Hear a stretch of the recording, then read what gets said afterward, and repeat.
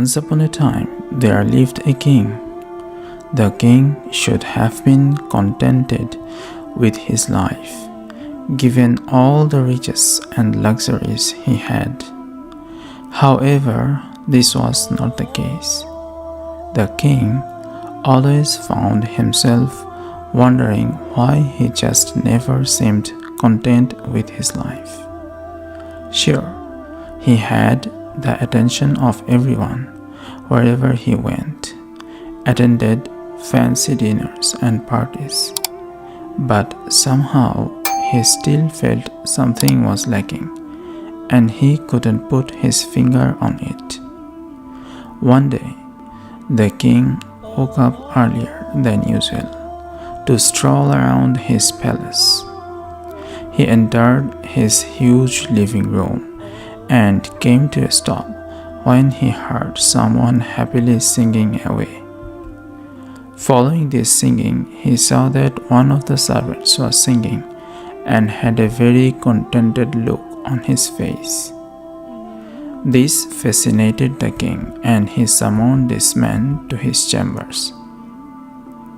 The man entered the king's chambers as ordered.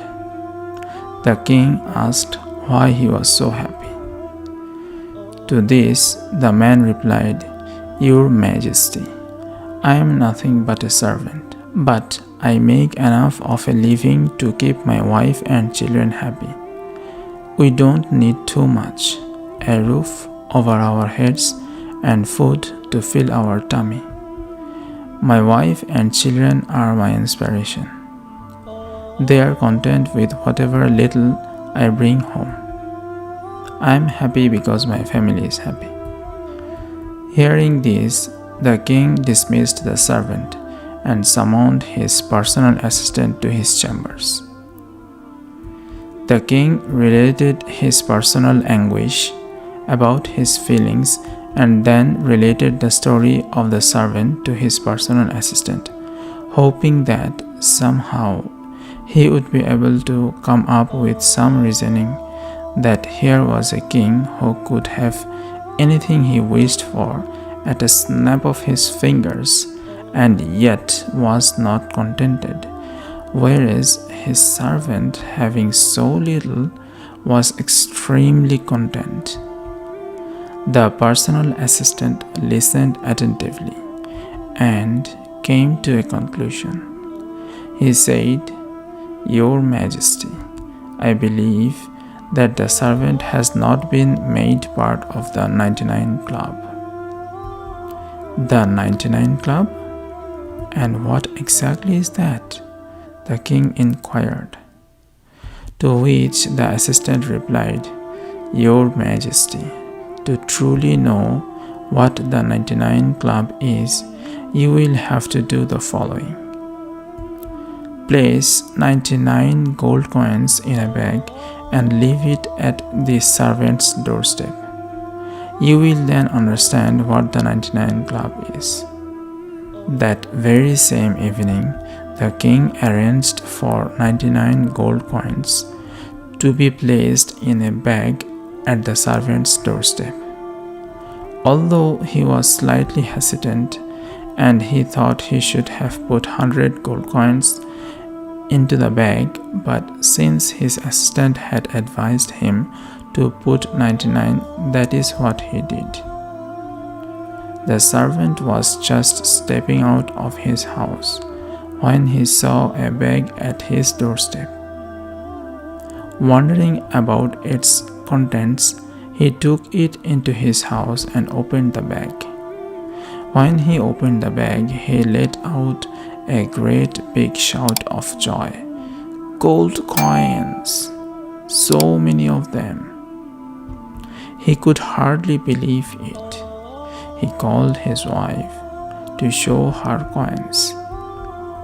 He then took the bag to a table and emptied it out and began to count the coins. Doing so, he realized that there are 99 coins, and he thought it was an odd number, so he counted again and again and again, only to come to the conclusion that there were indeed 99 gold coins. He began to wonder what could have happened to that last one coin, for no one would leave 99 coins.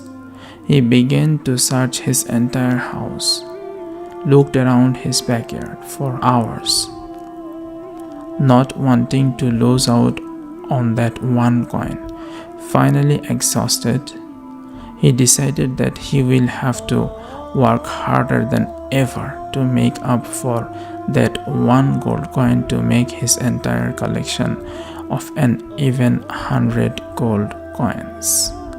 He got up the next morning in an extremely horrible mood, shouting at the children and his wife for his delay, not realizing that he had spent most of the night conjuring ways of working hard so that he had enough money to buy himself that one gold coin. He went to work as usual, but not in his usual best mood, singing happily as he grumpily did his daily chores. Seeing the man's attitude change so drastically, the king was puzzled. He promptly summoned his assistant to his chambers. The king related his thoughts about the servant, and once again his assistant listened. The king could not believe that the servant, who till yesterday had been sinking away and was happy and content with his life, had taken a sudden change of attitude, even though he should have been happier after receiving the gold coins. To this, the assistant replied, but your majesty, the servant has now officially joined the 99 Club. He explained, the 99 Club is just a name given to those people who have everything but yet are never content. Therefore, they are always working hard and striving for that extra one to round it out to 100. See, this is the moral of the story. We have so much to be thankful for, and we can live with very little in our lives. But the minute we are given something bigger and better, we want even more. We are not the same happy, contented person we used to be. We want more and more, and by wanting more and more, we don't realize the price we pay for it. We lose our sleep, our happiness. We hurt the people around us just as a price to pay for our growing needs and desires. That is what joining the 99 Club is all about. So, to be content and satisfied with what one has is the greatest boon which one has received, due the thanks he had been offering to Allah for what he has received from Him. That's for today. See you in the next story.